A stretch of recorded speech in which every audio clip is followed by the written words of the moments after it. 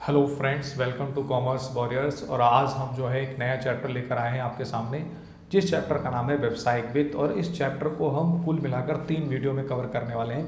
तो आज की जो वीडियो है उसमें हम टोटल 2 टॉपिक कवर कर रहे हैं। सबसे पहला जो टॉपिक होगा वो वित्तीय प्रबंधन होगा और दूसरा जो टॉपिक होगा वो वित्तीय नियोजन होगा, यानी financial management and financial planning. तो कुल मिला के अगर हम बात करें तो यहाँ पर सबसे पहला सवाल ये आता है कि व्यावसायिक वित्त क्या है। देखिए, finance business, what is the business finance. तो बिजनेस फाइनेंस ये होता है कि भाई अपने व्यवसायिक क्रियाओं को करने के लिए, व्यवसायिक क्रियाओं के जो है निर्वहन के लिए आपको जो भी पैसे की ज़रूरत है वो हमारा क्या है, व्यवसायिक वित्त है। व्यवसायिक क्रियाएं क्या है, तो व्यवसायिक क्रियाओं को अगर सिंपल टर्म्स में अगर समझें तो ये है कि भाई आपके कस्टमर हैं, आपके ग्राहक हैं, आपके बाज़ार में जो लोग हैं उनके लिए आप जो है बेसिकली बेहतर से बेहतर सुविधाएं देने की बात कर रहे हैं, बेहतर से बेहतर प्रोडक्ट उपलब्ध कराने की बात कर रहे हैं। और ये करने के लिए जो भी आप क्रियाएं करते हैं वो सारी की सारी क्रियाएं हमारी व्यावसायिक क्रियाएं हैं। ओवरऑल आपको पता है कि जो हमारा व्यावसायिक वित्त है वो सोल ऑफ द बिजनेस है। अगर पैसा नहीं तो कोई काम नहीं होने वाला। अगर आप बिजनेस शुरू कर रहे हैं तो भी पैसा चाहिए, अगर आप बिजनेस को चला रहे हैं तो भी पैसा चाहिए, अगर आप बिजनेस को बड़े लेवल पे ले जाना चाहते हैं तो भी पैसा चाहिए। तो पैसा तो चाहिए, और ये पैसा अगर इतना इम्पोर्टेंट है तो पैसे को जो है मैनेज करना भी आना चाहिए। और मैनेज करने के लिए हम यहाँ पे पढ़ते हैं वित्तीय प्रबंध। वित्तीय प्रबंध का मतलब ये होता है कि भाई सबसे पहले आपको ये देखना कि कितने पैसे की जरूरत है, यानी कितना अमाउंट आपको रिक्वायर्ड है। दूसरी बात है, जब आप ये सोच लेते हैं कि भाई इतना पैसा चाहिए, तो दूसरी बात अपने आप ही आ जाती है कि भाई हमें जो हमारा अमाउंट रिक्वायर्ड है वो कहाँ कहाँ से हम ले सकते हैं। हम शेयर मार्केट से अपना जो है शेयर को बेचकर ले सकते हैं, क्या हम जो है बैंक से लोन लें, क्या हम अपने डिवेंचर यानी ऋण पत्र इशू करें। तो ये तमाम तरह की जो है बातें सोचनी होंगी। और आखिर में आपको ये सोचना होगा कि जो हमने पैसा लगाया, जो उससे हमारा लाभ हुआ, उस लाभ को हम कैसे बांटें। ठीक है, तो कुल मिला के जो है ये 3 बातें होती हैं। यानी अगर इंग्लिश में बात करें तो सबसे पहले ये सोचना है कि फाइनेंशियल डिसीजन आपको लेना होगा, यानी वित्त व्यवस्था निर्णय लेना होगा। दूसरा, आपको विनियोग निर्णय लेना होगा, यानी इन्वेस्टमेंट डिसीजन लेना होगा। और लास्ट आपको लेना होगा भाई डिविडेंड डिसीजन, जिसको हम बोल सकते हैं लाभांश जो है निर्णय। किस तरह से जो है आप ये तीनों निर्णय लेते हैं वही हम इस पूरे के पूरे चैप्टर में पढ़ेंगे। तो आगे बढ़ते हैं। तो हमारा अगला टॉपिक है वित्तीय प्रबंध की भूमिका, यानी जो है रोल ऑफ फाइनेंशियल मैनेजमेंट। आपको ये समझ लेना चाहिए कि वित्तीय विवरण जो यानी जो प्रॉफिट एंड लॉस अकाउंट होता है, यानी लाभ हानि खाता, और जो स्थिति विवरण यानी बैलेंस शीट जो होता है, उसमें इसके अंदर जो भी लिए गए निर्णय होता है उस पर काफ़ी ज़्यादा प्रभाव पड़ता है। और इसीलिए सबसे पहले 2 पॉइंट हमने लिया है। एक हमने फिक्स रेट लिया है और एक हमने करंट एसेट लिया है। फिक्स रेट मतलब अस्थायी परिसंपत्ति। तो स्थायी परिसंपत्ति जैसे लैंड है, बिल्डिंग है, फर्नीचर है, ये जो आप खरीद रहे हो, आपको ये देखना है कि कौन सा ऐसा बिल्डिंग है जो हमारे लिए बेहतर हो सकता है, कौन सा ऐसा फर्नीचर है जो हमारे लिए बेहतर हो सकता है, कम पैसे में आ जाए और ज़्यादा लंबे समय तक हम यूज़ कर पाएँ। तो इसके लिए आपको जो है पूंजी बजटिंग बनानी होगी और इसमें ये करना होगा कि भाई किस जो है स्थिर परिसंपत्ति में मैं ज़्यादा निवेश करूं और कहां पे मैं कम करूं, जिससे कि बिजनेस को ज़्यादा फायदा हो। क्योंकि ये पूरी तरह से जो है ये तरलता पर निर्भर करता है। और क्योंकि जितना ज़्यादा जो है अगर आप जो है बेहतर तरीके से फिक्स एसेट को निवेश करेंगे, उतना ही ज़्यादा आपको इनकम जनरेशन हो सकता है, आपको आय मिल सकता है। अगला जो है चालू परिसंपत्ति। चालू परिसंपत्ति में जैसे कैश आ सकता है, स्टॉक आ सकता है, डेप्टर आ सकता है। तो आपको ये देखना होगा कि स्टॉक में कितना रखूं, आपको ये देखना होगा कि कैश कितना रखूं, आपको ये देखना होगा कि कितना मैं डेप्टर रखूं, कहीं ज़्यादा ना हो जाए। क्योंकि ज़्यादा डेप्टर होने का मतलब क्या होता है कि आपको डाउटफुल डेप्ट देखने को मिल सकते हैं। बहुत सारे ऐसे डेप्टर हो सकते हैं जो आपके पैसे लेके भाग जाएंगे। तो यहाँ पर कहीं ना कहीं जो है इसको वर्किंग कैपिटल मैनेजमेंट यानी कार्यशील पूंजी प्रबंध के द्वारा हम इसको मैनेज कर सकते हैं, हम इसको प्रबंधित कर सकते हैं। अगला जो हमारे पास है दीर्घकालीन और अल्पकालीन वित्त के अनुपात का निर्धारण। देखिए, दीर्घकालीन वित्त होता है जो आप मान लीजिए 1 साल से ज़्यादा समय के लिए आप जो है कहीं से फाइनेंस ले रहे हैं। तो इससे क्या होता है कि आपके बिजनेस में तरलता बढ़ता है, यानी आपको तुरंत जो है पैसे नहीं देने। 10 साल के लिए आपने बैंक से लोन लिया, ठीक है, शेयर्स इशू किया, ठीक है, डिवेंचर्स बेचे, तो यहाँ पर जो है क्या होगा कि 10 साल बाद आपको पैसे लौटाने। तो आपके बिजनेस में तरलता बढ़ेगी, दूसरी तरफ लेकिन यहाँ पर कॉस्ट बढ़ेगा, लागत बढ़ेगी। तो तरलता जहाँ पर ज़्यादा है वहाँ पर लागत भी ज़्यादा है। दूसरी तरफ अल्पकालीन अगर वित्त की बात करें तो आपको पता है कि 1 साल के अंदर ही पैसे देने हैं, तो तरलता कम रहेगी लेकिन लागत भी कम है। तो दोनों के बीच धनात्मक संबंध होता है। ये तो यहाँ पर इसको बोल सकते हैं कि भाई लागत और तरलता विश्लेषण के द्वारा हम इसे डिसाइड कर सकते हैं, इसे हम समझ सकते हैं। अगला जो है दीर्घकालीन वित्त के विभिन्न स्रोतों के अनुपात का निर्धारण। इसका मतलब क्या होता है कि जैसे मान लीजिए शेयर है, तो भाई अगर अंश पूंजी की बात करें तो 2 प्रकार का होता है, एक पूर्वाधिकार अंश पूंजी यानी प्रेफरेंस शेयर कैपिटल, और अगला जो होता है इक्विटी शेयर कैपिटल समता पूंजी। तो दोनों ही जो है अंश पूंजी है, लेकिन दोनों के अपने लाभ हैं और अपने हानि है, जो कि आगे पढ़ाया जाएगा आपको। इसी प्रकार से ऋण पत्र है यानी डिवेंचर है, तो उसके भी अपने लाभ है और उसके अपने भी हानि है। तो यहाँ पर बैंक से लोन ले रहे हो तो उसके भी कुछ लाभ है, उसके भी कुछ हानि है। तो लाभ हानि विश्लेषण के द्वारा आप इन तमाम तरह के स्रोतों का निर्धारण कर सकते हैं। और एक बात और, प्रतिधारिता है, वो पैसा जो आपने बिजनेस में रखा हुआ है आपने अपने जो है शेयर होल्डर को बांटे नहीं है, अपने अंशधारक को आपने दिए नहीं है। तो प्रतिधारित आय का बिजनेस में कब यूज कर सकते हो और उसके क्या लाभ है और क्या हानि है, ये भी आपको देखना होगा। तो अगला आता है लाभ हानि खाते के विभिन्न मदों का निर्धारण। तो लाभ हानि खाते में बहुत सारी मदें हैं। जैसे अगर हम यहाँ पर देखें ब्याज, तो ब्याज आपको पता है कि भाई अगर आपने लोन ज़्यादा लिया हुआ है तो आपको ब्याज देना ज़्यादा होगा। अगर आपने डिवेंचर ज़्यादा लिया हुआ है, ऋण पत्र ज़्यादा, तो आपको ब्याज ज़्यादा देना होगा। इसी तरह से अगर आपने बहुत सारे शेयर्स जो हैं इशू किए हुए हैं तो आपको डिविडेंड भी ज़्यादा देना होगा। तो ये इफेक्ट पड़ता है, लाभांश जिसको कहते हैं। अब दीर्घकालीन संपत्ति अगर ज़्यादा है तो ह्रास भी ज़्यादा होगा, डिप्रिसिएशन बहुत ज़्यादा देखने को मिलेगा।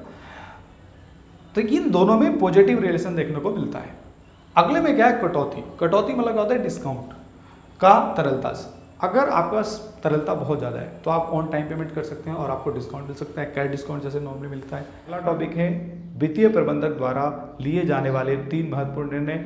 पहला जो निर्णय यहाँ पर हम पढ़ रहे हैं विनियोग निर्णय, इसके बाद हम पढ़ेंगे वित्त व्यवस्था निर्णय और इसके बाद हम पढ़ेंगे आखिरी में लाभांश निर्णय।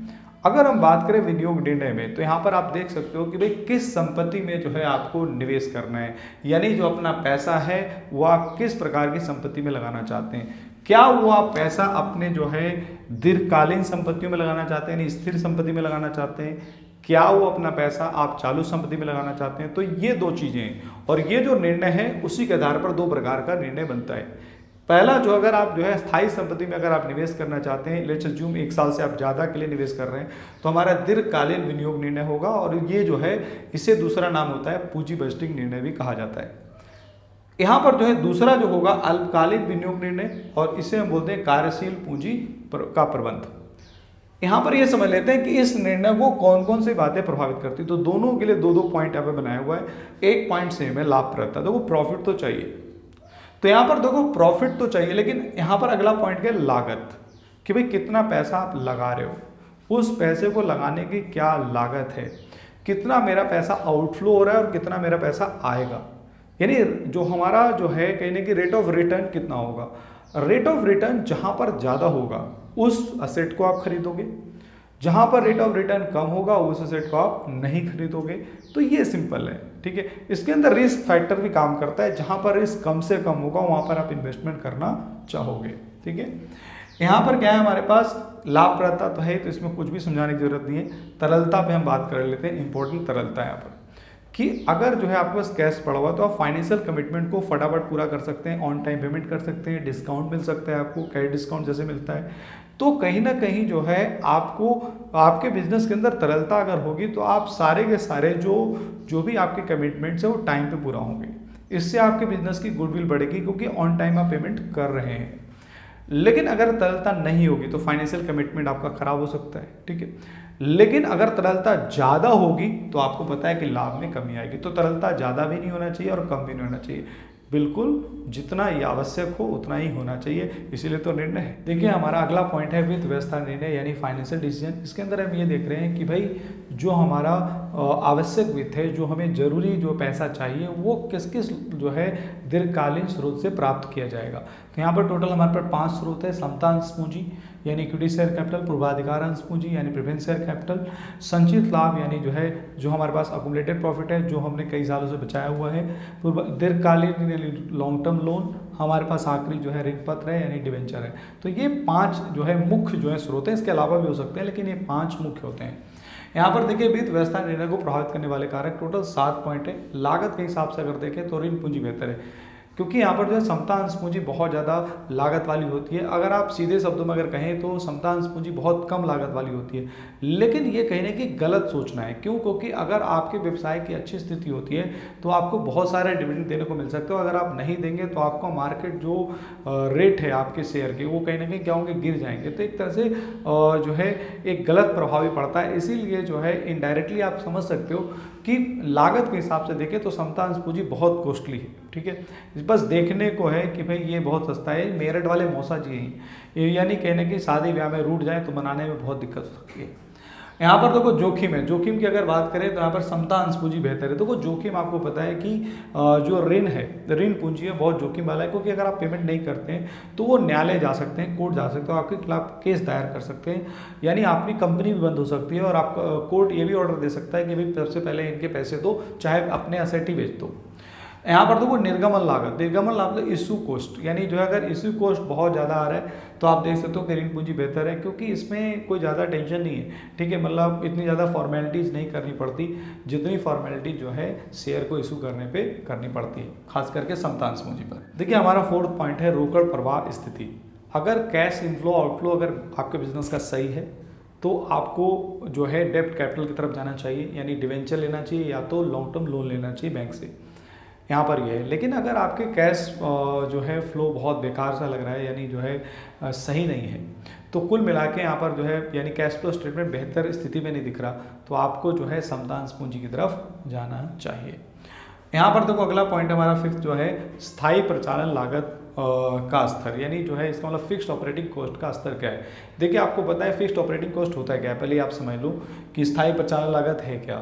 जैसे अगर मान लीजिए कि आपको किराया देना है, अगर आपको जो है वेतन देना है, अगर आपको बीमा प्रीमियम देना है, तो ये सारी चीज़ें क्या होती हैं, प्रचालन लागत में आती है। एक और लागत होती है बिजनेस में जिसको बोलते हैं स्थायी वित्तीय लागत, जिसमें आपको जैसे ब्याज देना है, तो ये कहीं ना कहीं क्या हुआ कि स्थायी वित्तीय लागत है। तो आपको अगर लग रहा है कि स्थायी प्रचालन लागत का स्तर बहुत ज़्यादा है, यानी किराया बहुत ज़्यादा देना पड़ रहा है, वेतन बहुत ज़्यादा देना पड़ रहा है, ठीक है, तो आपको ये सोचना है कि भाई हमें जो है ऋण पूंजी की तरफ नहीं जाना, क्योंकि ये और कॉस्ट बढ़ा देगा, तो आपको समता अंश पूंजी की तरफ जाना चाहिए। समझ पा रहे हो? देखिए हमारे पास नियंत्रण, नियंत्रण की अगर बात करें तो आपको पता है कि आपके बिजनेस में ऑलरेडी बहुत सारे शेयर होल्डर्स आ चुके हैं, तो आपको जो है ऋण पूंजी की तरफ जाना चाहिए, क्योंकि क्या होगा कि आपके डिसीजन जो है बेहतर नहीं होंगे, क्योंकि बहुत सारे शेयर होल्डर, जब बहुत शेयर होल्डर की साइज जो है बहुत ज़्यादा जब बड़ी हो जाती है तो बहुत समस्या है। ठीक है, क्योंकि आपके डिसीजंस बहुत जो हैं ठोस डिसीजन नहीं ले पाते हैं आप बिजनेस के लिए, तो यहाँ पर यह है। पूंजी बाजार स्थिति, अगर पूंजी बाजार यानी जो शेयर मार्केट बहुत अच्छी स्थिति में दिख रहा है तो आपको बिल्कुल चले जाना चाहिए, शेयर आपको इशू करने चाहिए, यानी जो है समता अंश पूंजी या प्रेफरेंस शेयर कैपिटल जो भी आप चाहो। लेकिन अगर आपके जो है शेयर मार्केट जो पोजीशन है वो ख़राब दिख रहा है तो कहीं ना कहीं आपको डेब्ट कैपिटल की तरफ जाना चाहिए, नहीं ऋण पूंजी की तरफ जाना चाहिए। तो हमारा 3rd जो है पॉइंट है लाभांश निर्णय यानी डिविडेंड डिसीजंस। देखिए डिविडेंड डिसीजन क्या होता है, ये बेसिकली यह होता है कि किसी भी कंपनी को यह फैसला लेना होता है कि कितना मैं लाभ का हिस्सा मैं खुद रखूं और कितना हिस्सा मैं अपने शेयर होल्डर को दे दूं, यानी अपने जो है अंशधारियों को। देखिए इसको जो है प्रभावित करने वाले कुछ जो है कारक भी हैं, कुछ फैक्टर्स भी हैं, और वो फैक्टर्स हमारे सामने हैं। टोटल 4 फैक्टर्स मैंने यहाँ पे बनाए हुए हैं। तो देखिए पहला जो फैक्टर है यहाँ पर क्या है, आय, यानी आपकी इनकम कितनी है। अगर आप सोचिए कि इनकम आपकी ज़्यादा है तो आपकी कंपनी की, तो आप क्या कर सकते हो, अपने शेयर होल्डर को ज़्यादा से ज़्यादा आप क्या कर सकते हो, डिविडेंड दे सकते हो। लेकिन अगर इनकम कम है तो आपको कम देना होगा। लेकिन यहाँ पर जो है 2 बातों का बहुत ज़्यादा इंपॉर्टेंट ध्यान रखना है। सबसे पहला यहाँ पर क्या है, आय स्थिरता। अगर आप सोचिए कि आपको जो है इनकम जो है इस साल आपको ज़्यादा हुआ है, लेकिन अगर नॉर्मली अगर हम देखें कि इनकम पिछले कई सालों से, तो कभी इनकम आपका ज़्यादा हो जाता है, कभी इनकम आपका कम हो जाता है। तो यहाँ पर बहुत ध्यान देने की ज़रूरत है कि अगर ऐसी स्थिति में आपकी कंपनी है तो आपको जो है इनकम अगर ज़्यादा हो गया है तो आपको ऐसा नहीं कि डिविडेंड ज़्यादा देना है, क्योंकि आपको आपकी स्थिति अगली बार खराब भी हो सकती है। तो ये कहीं ना कहीं जो अगर ऐसा होता है तो ये चीज़ जो अभी मैंने बताया वो लागू नहीं होती कि भाई इनकम ज़्यादा तो डिविडेंड ज़्यादा देंगे, इनकम कम तो डिविडेंड कम देंगे। लेकिन वो तभी होगा जब आपकी आय स्थिर है।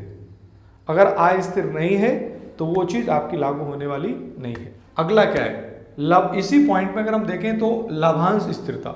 लाभांश स्थिरता मतलब क्या होता है, कई सारी कंपनी ऐसी होती है जो एक तरह से कहने की डिविडेंड जो देती है वो जो है स्थिर रखने की कोशिश करती है डिविडेंड। यानी ऐसा नहीं कि थोड़ा सा इनकम बढ़ने के बाद जो है वो डिविडेंड बढ़ा दे, या जो है थोड़ी सी इनकम अगर कम हो जाए तो डिविडेंड कम कर दे। तो उनका एक सिद्धांत है, उन्होंने एक कमिटमेंट करा हुआ है कि भाई इतना % डिविडेंड तो हम देंगे। तो कुल मिला के वहाँ पर जो है अगर आपका ऐसी स्थिति है तो आपके आय बढ़ने से भी कोई फर्क नहीं पड़ता और आय के कम होने से भी फर्क नहीं पड़ता, क्योंकि आपने कसम खाया हुआ है कि भाई मेरे को 10% डिविडेंड देना है तो देना है तो देना है। तो यहाँ पर कोई समस्या नहीं है। तो ये दोनों ही बातें जो है एक कहीं ना कहीं आप समझ सकते हो कि इसके जो है फैक्ट हैं। यहाँ पर जो है दूसरा जो हमारे पास है विकास की संभावना। अगर आपको लग रहा है कि आने वाले समय में आपकी कंपनी ज़्यादा ग्रो कर सकती है या ग्रो करने की अपॉर्चुनिटी बहुत ज़्यादा है, या आने वाला कुछ ऐसा सीजन है जिसमें आपको पैसे बचाने की जरूरत है, क्यों? क्योंकि आपकी कंपनी को एक स्कोप मिल रहा है वहाँ पर। तो ऐसे कंडीशन में आपको बहुत सारा जो है प्रॉफिट जो है अपने पास रख लेना चाहिए और कुछ ही हिस्से जो है आपको डिविडेंड के रूप में यानी लाभांश के रूप में बांटना चाहिए, क्योंकि इससे आप जो है वो कहीं ना कहीं लागत बचा सकते हैं। जो आप बाजार से या लोन के माध्यम से आप वो पैसे लेके आएंगे, तो वो पैसा अगर आपके पास खुद ही रहेगा, जिसको हम प्रतिधारित आय बोल सकते हैं, यानी रिटेन कर लेंगे वो लाभ को, तो आपके लिए बेहतर है। यहाँ पर जो है थर्ड पॉइंट क्या है, अंशधारी प्राथमिकता। अंशधारी प्राथमिकता मतलब देखो अंशधारी जो होता है, शेयर होल्डर जो होता है, उसका प्रेफरेंस क्या है। यानी आप देखो दो तरह के लोग होते हैं, दो तरह के आपके कंपनी में शेयर होल्डर होंगे। एक तो वो होंगे कि भाई उनको नियमित लाभ प्राप्त करना है, यानी उनको कोई फर्क नहीं पड़ता कि भाई मार्केट का जो है शेयर कितना ऊपर जा रहा है कितना नीचे जा रहा है, इससे कोई फर्क नहीं पड़ता। उनको बस मतलब ये है कि भाई मेरे को डिविडेंड मिले, ठीक है। तो डिविडेंड मिले तो ऐसे केस में अगर आपको जो है डिविडेंड आपको ज़्यादा से ज़्यादा देना चाहिए, क्योंकि अगर आप डिविडेंड कम देंगे तो आपको समस्या हो सकती है। क्यों? क्योंकि वो लोग जो है वो शेयर बेचकर क्या करेंगे, चले जाएंगे। आप मार्केट का रेट क्या करेंगे, जो है गिराने की कोशिश करेंगे, क्योंकि वो बहुत ज़्यादा शेयर बिकने शुरू हो जाएंगे आपके। यहाँ पर अगला जो हमारे पास क्या है, पूंजी लाभ। देखिए पूंजी लाभ की अगर बात करें तो यहाँ पर जो है कितना ज़्यादा आप कैपिटल प्रॉफिट की हम बात करते हैं। जो बहुत सारे शेयर होल्डर होते हैं वो ये सोचते हैं कि भाई मेरे को कितना कैपिटल प्रॉफिट हो, यानी वो ये नहीं देखते कि मैं डिविडेंड के लिए कर रहा हूँ, वो देखते हैं कि लॉन्ग टर्म उनका प्लान है कि भाई मेरा जो शेयर है वो ज़्यादा से ज़्यादा बढ़े। उनको ये नहीं फर्क पड़ता कि आप कम दो डिविडेंड, ज़्यादा दो, उनको कोई इतना टेंशन नहीं है, ठीक है। तो ऐसे केस में आप डिविडेंड मर्जी से आप जो है कम से कम दे सकते हो और ज़्यादा से ज़्यादा पैसा आप अपने बिजनेस में रख सकते हो। अगला जो हमारा पॉइंट है वैधानिक बंधन। देखो वैधानिक बंधन मतलब क्या होता है कि लीगल जो हमारा कंसेंट्रेंट्स क्या है यहाँ पर। तो अगर हम बात करें कि भाई जो लीगली क्या है, कि आपको पता है, ये बात ध्यान में रखनी है कि जो भी आपको डिविडेंड देना है, कंपनी को जो है डिविडेंड जो देती है वो अपने प्रॉफिट से देती है, चाहे वो इस साल की प्रॉफिट हो, चाहे वो पिछले कई साल से प्रॉफिट उन्होंने बचा के रखा हो, तो उसी से देंगे। ये नहीं जो है पेड अप शेयर कैपिटल से आप पैसे दे रहे हो, यानी शेयर कैपिटल से आप देने की कोशिश कर रहे हो, तो समस्या हो जाएगी। तो हमारा अगला जो टॉपिक है वित्तीय प्रबंध के उद्देश्य, और इसमें एक ही उद्देश्य है बस, वेल्थ मैक्सिमाइजेशन। यानी यहाँ पर जो है 3 बातें हैं और तीनों बातें एक ही बातें हैं। अगर हम पहली बात की बात करें तो यहाँ पर क्या है कि व्यवसाय के स्वामियों की संपत्तियों को अधिकतम करना। तो यहाँ पर देख सकते हो कि संपत्ति यानी संपदा, तो व्यवसाय के स्वामी कौन है भाई, शेयर होल्डर है ना। तो शेयर होल्डर की संपत्ति में आप कैसे वृद्धि कर सकते हो। अगला जो है क्या है, अंशधारियों के विनियोजित पूंजी में वृद्धि करना। तो ये भी वही बात है कि अंशधारी यानी जो शेयर होल्डर है, जो पैसा आपके बिजनेस में इन्वेस्ट किया उन्होंने, वो पैसा बढ़ना चाहिए, मैक्सिमाइज होना चाहिए। और आखिरी क्या है कि अंशों की जो है बाजार मूल्य में वृद्धि करना। तो कुल मिला के आप खुद ही सोचो कि अगर जो है जैसे ही शेयर के रेट बढ़ेंगे तो कहीं ना कहीं क्या होगा कि भाई अपने आप ही अंशधारियों का जो है इन्वेस्टेड जो कैपिटल है, जो पैसा उन्होंने बिजनेस में लगाया हुआ है, वो अपने आप ही बढ़ जाएगा ना। तो ये तीनों ही बातें एक दूसरे से जो है जुड़े हुए हैं। और यहाँ पर हमें ये सोचना होगा, सपोज कीजिए कि जो है मेरे पास 100 शेयर है और XYZ किसी भी कंपनी के हैं और वो 100 शेयर मान लीजिए कि 5 रुपए के इस समय, तो वो जो है 500 रुपये हुए, ठीक है। और मैंने वो जो है शेयर अगर जो है वो मैंने 200 में खरीदा था, वही वाले शेयर 2 रुपए के हिसाब से, तो यहाँ पर जो है जो 500 हुए हैं, तो जो 500 हुए हैं वो 300 रुपये क्या हुआ है, मेरा जो है वो कैपिटल बढ़ गया है। तो यहाँ पर कुल मिला के यही है कि किस तरह से आप शेयर होल्डर को जो है शेयर होल्डर के कैपिटल को बढ़ा सकते हैं। अब यहाँ पर क्या है कि भाई कैसे कर सकते हैं, तो ऐसा करने के लिए वित्तीय प्रबंधक जो हमारा फाइनेंशियल मैनेजर होगा, जो फाइनेंस मैनेजर होगा, उसको तीनों जो निर्णय होगा वो बेहतर तरीके से लेना होगा। यहाँ पर तीनों निर्णय क्या है, सबसे पहला निर्णय हमने देखा था कि भाई विनियोग निर्णय है, ठीक है। तो आपको ये देखना है कि भाई इन्वेस्ट कहाँ करना है, कहाँ मैं कम पैसे डालूंगा और कहाँ मेरे को वहां से जो है बहुत ज़्यादा रिटर्न मिलेगा। रिटर्न मतलब रेट ऑफ रिटर्न मेरे को ज़्यादा मिलना चाहिए, यानी 100 रुपये डालूं तो मेरे को 120 कैसे मिले। तो इनपुट कम हो और आउटपुट ज़्यादा से ज़्यादा हो, ये सोचना है। तो यहाँ पर जो विनियोग निर्णय में ये देखना है। अगर हम वित्त व्यवस्था निर्णय की बात करें तो भाई हमारा जो बिजनेस का उद्देश्य है, चाहे वो अल्पकालीन हो चाहे वो दीर्घकालीन हो, तो उस उद्देश्य को पूरा करने के लिए जो भी मेरे को पैसे की जरूरत है वो मैं कहाँ से लाऊं, कौन कौन से ऐसे long term source of finance हो सकते हैं जहां से मैं लेके आऊं और कम से कम जो है कॉस्ट में लाऊं, कम से कम लागत में लाऊं। और सबसे बड़ी बात जो है एक तरह से क्या होगा, रिस्क कम से कम हो, ठीक है। वो कौन सा जो है मैं एक तरह से पूंजी ढांचा बना सकता हूं, जिसके ऊपर बात आगे करेंगे। तो एक तरह से ये भी सोचना है। और आखिरी जो हमारे पास है क्या, लाभांश निर्णय। तो लाभांश डिविडेंड में मतलब कितना पैसा बिजनेस अपने पास रखे, और बिजनेस अपने पास रखने का मतलब होता है उसको लग रहा है कि भविष्य में मुझे बहुत ज़्यादा पैसे की ज़रूरत है, तो क्यों नहीं वो जो लाभ मैं बांट रहा हूँ उस पैसे को मैं अपने बिजनेस में ही रख लूँ। क्योंकि बाहर से अगर मैं पैसे लेके आता हूँ तो उसके लिए मुझे उसकी एक लागत लगती है, लेकिन अगर बिजनेस में ही पैसा है, वो लाभ का हिस्सा जो मेरे पास बिजनेस के पास पड़ा हुआ है, तो उसी को आगे जाकर वो बिजनेस के स्केल को बढ़ाने में यूज़ किया जा सकता है। और जो है कितना पैसा मैं वो अंशधारक को यानी शेयर होल्डर को मैं दूं, जिससे कि अंशधारक भी खुश हो और आने वाले समय में बिजनेस को किसी प्रकार के अगर जो है आश्चर्य या जो है व्यवसायिक सदमा अगर लगता है तो उससे जो है बिजनेस बच पाए, ठीक है, भविष्य पूरी तरह से क्या हो, सिक्योर हो। तो कुल मिला के यहाँ पर फाइनेंस मैनेजर को ये तीनों ही निर्णय अच्छी तरीके से लेने होंगे। तो हमारा अगला टॉपिक है वित्तीय नियोजन, फाइनेंशियल प्लानिंग, जिसके अंदर हम क्या बात करते हैं, जिसके अंदर हम ये बात कर रहे हैं कि किसी भी संस्था की जो वित्तीय आवश्यकता है उसको पहले से ही जो है अनुमान लगाते हुए, पहले से ही सोचकर जो है किस किस स्रोत से जो है हमें वो प्राप्त करना है ये भी सोचकर, और कैसे हम उसका कुशलतम उपयोग करें, ये सब कुछ जो सोच रहे हैं, ये तीनों बातें जो है सबसे पहले हमने सोचा कि कितने पैसे की जरूरत है, फिर हमने ये सोचना है कि भाई कहाँ कहाँ से पैसा मिलेगा, फिर हमें ये सोचना है कि भाई कैसे बेहतर से बेहतर तरीके से हम इसका प्रयोग करेंगे। तो ये तीनों ही जो बातें हैं वो हमारा वित्तीय नियोजन है, यानी फाइनेंशियल प्लानिंग है, ठीक है। तो यहाँ पर जो है वित्तीय नियोजन की प्रक्रिया क्या है, मतलब प्रोसेस क्या है। तो सबसे पहला प्रोसेस है वित्तीय उद्देश्य का निर्धारण। देखो सबसे पहले फाइनेंशियल ऑब्जेक्टिव क्या है आपका, दो प्रकार का होता है, एक होता है अल्पकालीन और एक होता है दीर्घकालीन। तो अल्पकालीन में आपको तरलता की बात हो रही है। तरलता मतलब क्या होता है कि भाई फाइनेंशियल कमिटमेंट आप पूरा करो।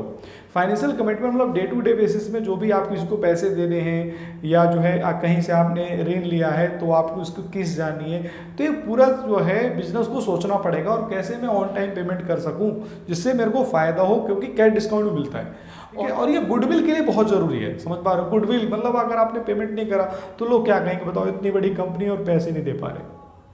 तो बाजार में जो है अगली बार कोई भी क्रेडिट देने से पहले जो है 10 बार सोचे। अगला जो है हमारा क्या है, दीर्घकालीन उद्देश्य, यानी संस्था की कार्यकुशलता। तो संस्था की कार्यकुशलता एक दिन में नहीं बढ़ेगी, आपका एक लॉन्ग टर्म प्लान होगा। और ये लॉन्ग टर्म प्लान दो बातों पर निर्भर करता है कि आप क्वालिटी बढ़ाने की बात कर रहे हो या क्वांटिटी बढ़ाने की बात कर रहे हो। तो क्वालिटी तभी अपग्रेड होगा जब आप बहुत ज़्यादा मॉडर्नाइजेशंस कर लोगे, बहुत बेहतर से बेहतर मशीनें लगा दोगे। उसी प्रकार से जो है ट्रेनिंग आपने जो है जितने भी कर्मचारी हैं उसको आप अच्छे से ट्रेनिंग दे पाओगे। तो ये थोड़ी ना फ्री में होगा, पैसा चाहिए ना। तो ये एक तरह से सबसे पहले वित्तीय उद्देश्य है आपका। वित्तीय नीतियों का निर्धारण में हमारे पास जो है पहला पॉइंट है पूंजी ढांचा नीति, जिसमें क्या होता है आप सोच रहे हो कि भाई ऋण क्षमता यानी डेब्ट इक्विटी जो रेशियो है 2:1 होना चाहिए। तो यहाँ पर आपका एक ये क्या है नीति है कि 2:1 पे रहना है जी, ठीक है। तो यहाँ पर इसी प्रकार से अगर मैं एक एग्जांपल दूं इसका, तो रिलायंस कंपनी का आप ले लो। रिलायंस कंपनी में हाल ही में जो है गूगल और फेसबुक जैसी कंपनियों ने जो है कहने के इन्वेस्ट किया है, उन्होंने करवाया है बकायदा। तो पॉइंट यहाँ पर है क्यों, क्योंकि उन्होंने सोचा था कि भाई डेब्ट फ्री होना है, ठीक है। इससे पहले जो है एक जो है संयुक्त अरब अमीरात की कंपनी पहले से वो इसमें इन्वेस्ट कर चुकी थी, तो इन्होंने सोचा था कि भाई मेरे को जो है इस समय तक आकर पूरी तरह से डेब्ट फ्री होना है, ठीक है। डेब्ट रखना ही नहीं है, मतलब पूरी तरह से बिजनेस को हमें इक्विटी पे चलाना है। तो ये आपकी क्या है नीति। यहाँ पर अगला जैसे यहाँ पर देखो लाभांश वितरण नीति है, तो आपको ये सोचना है कि मेरे को लाभांश जो है किस बेसिस पर, अगर मेरे को मान लो 20% मेरा जो है इनकम अगर ग्रोथ होता है तो मेरे को कितना प्रतिशत जो है लाभांश बढ़ाना है, ये सोचना होगा। और ये भी सोचना है कि मेरे को लाभांश जो वितरण है वो स्थिरता रखनी है नहीं रखनी है, मतलब जो है चाहे मेरे को लॉस हो चाहे मेरे को प्रॉफिट हो, इससे कोई फर्क नहीं पड़ता, लेकिन जो मेरे को डिविडेंड देना है इतने प्रतिशत तो देना है। तो ये आपको सोचना पड़ेगा। यहां पर जो उधार नीति की बात करें तो उधार नीति में हमारे पास क्या है, तो उधार नीति हमारे पास उधार नीति क्या है, उधार नीति ये है कि भाई आप सोच रहे हो कि मेरे को कस्टमर को जो है क्रेडिट देना है या नहीं देना है, मेरे को उधार माल बेचना है कि नहीं बेचना है। तो अगर आपने सोचा कि भाई बेचना है, तो बेचना है तो किसको बेचना है, कौन सा अवेलेबल कस्टमर होगा, यानी किसको आप जो है बेचना चाहोगे, उसकी परिभाषा क्या होगी अवेलेबल कस्टमर की। अब यहाँ पर जो है थर्ड पॉइंट है वित्तीय कार्यविधियों का निर्धारण। तो ये बहुत ज्यादा प्रैक्टिकल है। अगर हम बात करें ये थ्योरी है तो ये क्या है प्रैक्टिकल है। आपने सोच तो लिया कि मान लीजिए कि चलो उधार नीति मतलब उधार देना है, लेकिन यहाँ पर आप सोच रहे हो कि भाई उधार चलो दे तो दिया, लेकिन उधार जिसको दिया था वो वापस नहीं कर रहा है, तो कैसे हम उसे पैसा मंगाएं। आप ये सोच सकते हो कि भाई सबसे पहले उसको हम पत्र लिखें, है ना, क्यों नहीं दे रहे हो यार, लिख दो, ठीक है। टेलीफोन कर सकते हैं। यहाँ पर जो है अगला पॉइंट हो सकता है मिल सकते हैं, ठीक है। ये भी हो सकता है कि हम अगर ये सारे प्रोसीजर नाकामयाब होते हैं और हमें लग रहा है कि सामने वाला बिल्कुल भी देना नहीं चाहता, तो फिर हमें केस दायर करना पड़ेगा, हमें उसके खिलाफ कोर्ट जाना पड़ेगा। तो ये एक प्रक्रिया होती है, ठीक है। ऐसी पूंजी ढांचा नीति है। तो भाई कैसे आप करोगे, एक पूरा जो है सिस्टम आपको बताना पड़ेगा कि ऐसे ऐसे ऐसे, मतलब एक तरह से प्रैक्टिकली समझाना पड़ेगा। तो प्रैक्टिकली जब आप समझाते हो तो वित्तीय कार्यविधियों का निर्धारण करते हो। अगला टॉपिक है वित्तीय नियोजन के उद्देश्य, यानी क्या उद्देश्य होता है फाइनेंशियल प्लानिंग का। तो देखिए यहाँ पर सबसे पहला जो हमारे पास है समय पर वित्त उपलब्धि को निश्चित करना।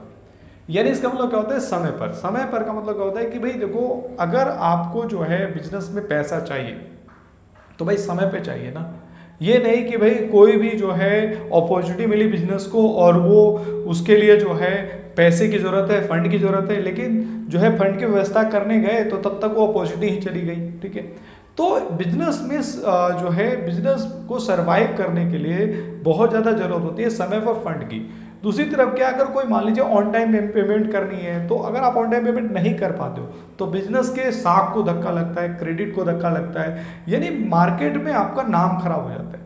तो इसीलिए बहुत ज़्यादा जरूरत है, चाहे वो अल्पकालीन उद्देश्य हो चाहे वो दीर्घकालीन उद्देश्य हो, दोनों उद्देश्यों को पूरा करने के लिए, यानी एक तरह से दीर्घकालीन उद्देश्य की बात करें तो व्यवसाय की कार्यकुशलता को बढ़ाने के लिए, ठीक है, यानी Q&Q यानी क्वालिटी को भी बढ़ाएं, क्वांटिटी को भी बढ़ाएं, ये तो है इसमें फंड की जरूरत, समय पर हो भी, ठीक है।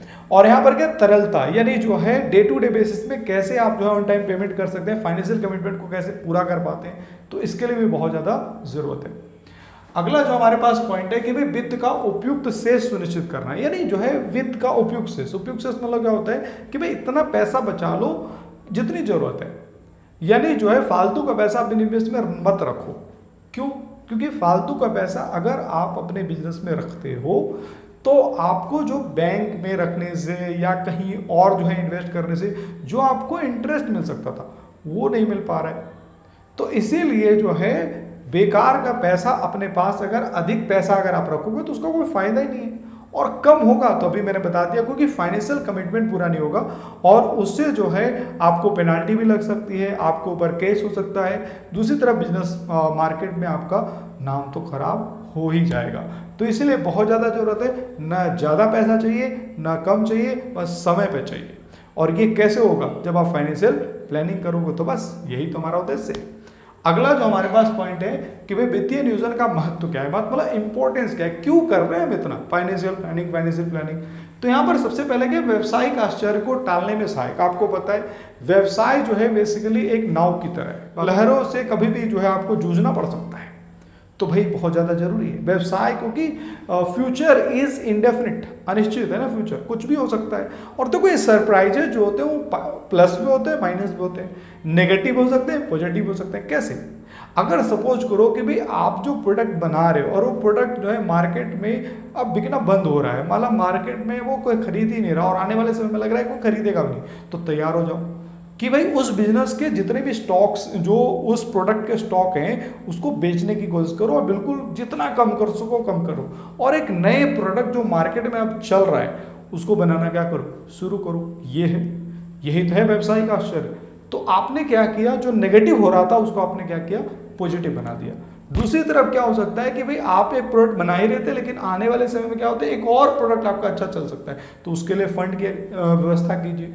तो किसी प्रकार से भी अगर व्यवसायिक आश्चर्य अगर है तो आप कहीं ना कहीं प्रेजेंट को फ्यूचर से जोड़ रहे हो, ठीक है, प्रेजेंट में ही फ्यूचर के बारे में सोच रहे हो कि भाई संभावना ऐसी संभावना है, ठीक है। यानी जो है कोई चीज है, जैसे मान लो कलर टीवी है, कितना सही था, लेकिन अब एलसीडी एलईडी खत्म, colour TV, black and white TV को कोई पूछ भी नहीं रहा।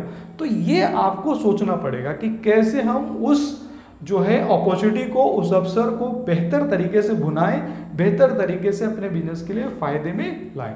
तो अगला जो पॉइंट है, वित्त की बर्बादी पर रोक। देखो जो है अगर आप फाइनेंशियल प्लानिंग नहीं करते हो तो वित्त की बर्बादी होगी। कहीं भी जो है अगर आप जाते हैं तो उसके लिए बहुत सारा प्लानिंग करते हैं कि भाई किस तरह से मुझे टिकट बुक करना है, कैसे कैसे कहाँ पे जाना है, कितने दिन कहाँ पे रहना है, कहाँ कहाँ जो है समय बिताना है, कैसे कैसे, मतलब हजारों छोड़िए आप 100 वीडियो तो देख ही लेते हो। तो कहीं ना कहीं भाई वहाँ पर इससे जाने के कारण क्या होता है कि आपके जो खर्चे हैं वो कम से कम हो जाते हैं और प्लान्ड हो जाते हैं, और आपका टाइम भी ज़्यादा बर्बाद नहीं होता, और एक तरह से जो है आप रिलैक्स रहते हो, ठीक है। तो ऐसे ही जो है अगर आप प्लान नहीं करोगे तो वित्त की बर्बादी होगी। जैसे मैंने अभी बताया कि फालतू का पैसा बिजनेस में पड़ा हुआ है, तो वो पैसा अगर बैंक में रख सकते तो आपको इंटरेस्ट मिल सकता था, नहीं मिल रहा है ना, क्यों, क्योंकि आपने बिजनेस में फालतू का पैसा रखा हुआ है। तो ये भी कहीं ना कहीं वित्त की क्या है, बर्बादी है, तो ये भी सोचना होगा। अगला जो हमारे पास क्या है कि समन्वय में सहायक। तो वो समन्वय में सहायक मतलब क्या होता है कि व्यवसायिक क्रियाएं, देखो परचेज डिपार्टमेंट है, सेल्स डिपार्टमेंट है, मार्केटिंग डिपार्टमेंट है, तो एचआर डिपार्टमेंट है, मतलब प्रोडक्शन डिपार्टमेंट है, बहुत सारे डिपार्टमेंट है। तो इसमें आपस में कैसे सामंजस्य पैदा हो, समन्वय कैसा पैदा हो, समन्वय तो बड़ा जरूरी है, ठीक है। एक शरीर अगर हमारा चल रहा है तो उसमें भी समन्वय है। तो कहीं ना कहीं इसी प्रकार से बिजनेस के अंदर ये सारे के सारे पार्ट्स ऑफ बिजनेस है, और इसका जो है समन्वय होना बहुत ज्यादा जरूरी है। और वो कैसे हो सकता है कि भाई फंड अलोकेट करके, भाई इतना फंड इस डिपार्टमेंट में, इतना फंड इस डिपार्टमेंट में, इतना फंड इस डिपार्टमेंट में, तभी तो बिजनेस चलेगा, नहीं तो समस्या खड़ी हो जाएगी। तो यहाँ पर जो है ये बातें हैं और ये हमें समझना है, ठीक है।